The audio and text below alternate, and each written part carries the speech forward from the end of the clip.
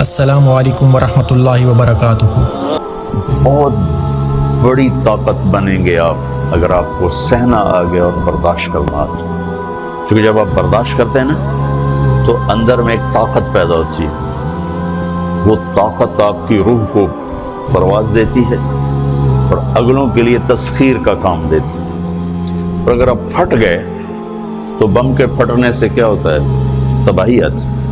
جب آپ پھٹیں گے یا میں پھٹوں گا تو معاشرے میں تباہی آ جائے گی۔ تو اس کے لیے آپ دو چیزوں کا اہتمام فرمائیں۔ ایک، اپنی زبان کی حفاظت فرمائیں۔ آپ اس 400 کے معاشرے میں کوئی غیبت کرنے والا نہ ہو، کوئی جھوٹ بولنے والا نہ ہو، کوئی کسی کو طنز کرنے والا نہ ہو، تانا دینے والا نہ ہو۔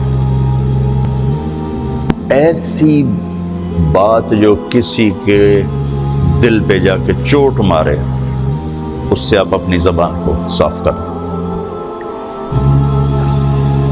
کبھی اس پہ قابو پا سکیں گے، کبھی نہیں، کبھی رہ جائے گا، کبھی ہو جائے گا۔ تو جب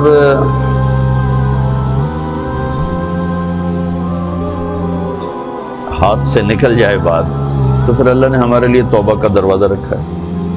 2 نفل پڑھو، اللہ سے معافی مانگو، جس پر زیادتی ہو اس سے جا کے معافی مانگو، اس سے آپ کی مزاج میں ٹھہراؤ آ جائے۔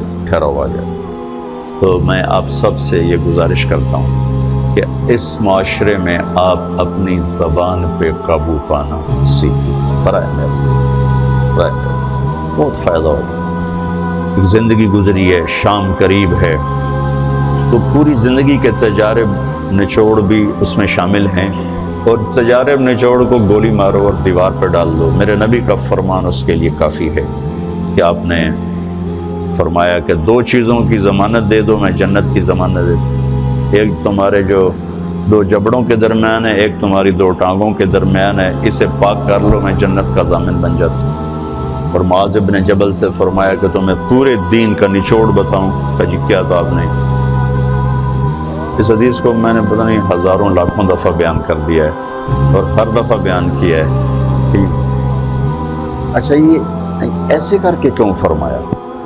یہ پہلے کیا، پھر کہا کف ھذا، اور کہا کس کو ہے؟ جن کے بارے میں آتا ہے کہ اس امت کے علماء کا جھنڈا قیامت کے دن معاذ بن جبل کے ہاتھ میں ہوگا۔ اتنے بڑے ہوگا۔ 18 ہجری میں انتقال ہوا، 1434 ہجری میں اردن گیا تو ان کی قبر سے خوشبو آ رہی تھی۔ 1400 سال گزر گیا، ان کی قبر سے خوشبو کا آنا بند نہیں ہوا۔ اتنے بڑے آدمی کو کیسے سمجھایا؟ بچے کی طرح۔ معاذ اس زبان کے قابو۔ تو آپ سب کو، اپنے آپ کو بھی کہتے ہیں،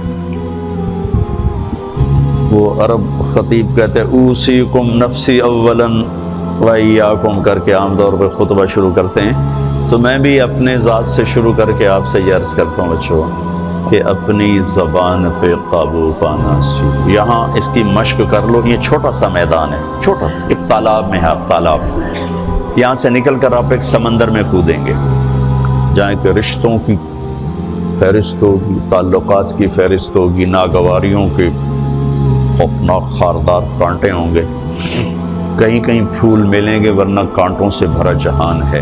اگر آپ نے یہاں پریکٹس کر لی تو پھر آپ اس میدان میں جا کر انتہائی خوبصورت معاشرے کا فرد بن جائیں۔